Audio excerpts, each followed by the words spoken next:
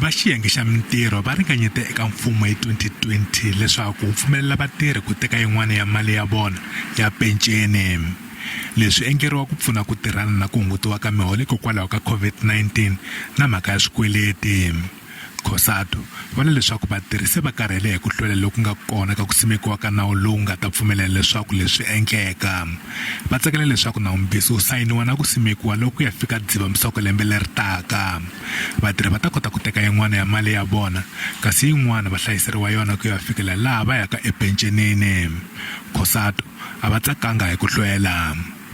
It's difficult to explain these delays to workers who are struggling to survive, who have lost wages, who are supporting spouses who have lost their jobs, who are drowning in debt, and they're seeing they have these pension funds available, and many workers, as a result, are simply resigning from their jobs so they can cash out their entire pension fund, which really it makes the situation worse than because they're now unemployed, and again they've depleted the pension fund. Vandzawulo ya timali va hambise mpfapfarhuto ya nawu leyi vaaki va faneleke va nyika mavonelo ya vona eka yona hi N'wendzamhala lembe leri nga hundza. Cosatu va lava leswaku loko hinkwaswo swi pasisiwa ku rhangisiwa vatirhi emahlweni lava nga eswikweletini.